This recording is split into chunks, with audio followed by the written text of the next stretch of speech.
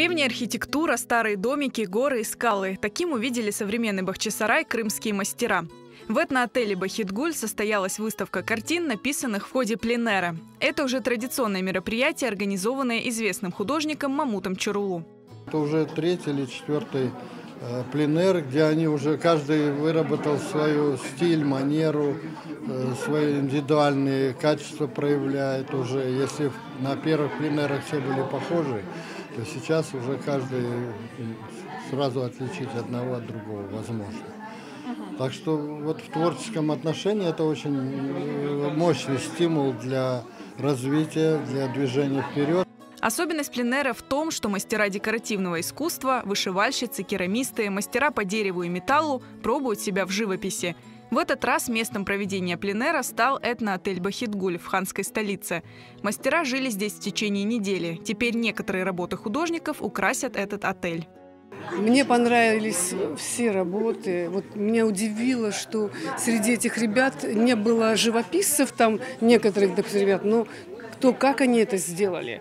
За эту неделю ребята в таком режиме скором сделали столько работ. Я, конечно, была очень удивлена. Но для меня самое большое счастье, что все эти вечера мы общались, встречались, обсуждали. И так жизнь потихоньку возвращается в душу и в сердце.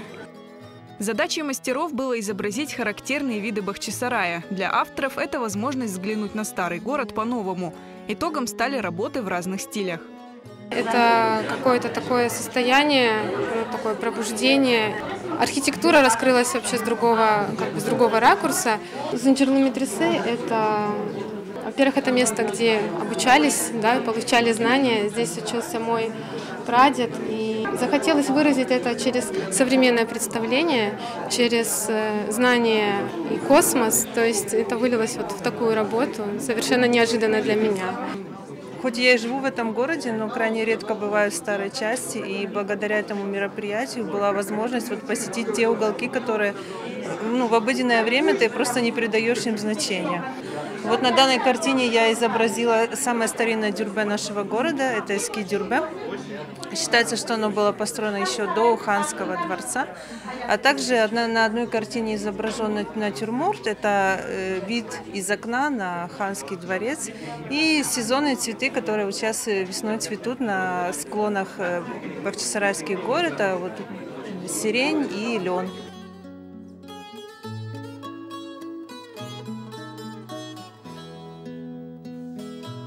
Это конкретные места зацепили именно благодаря расположению домов.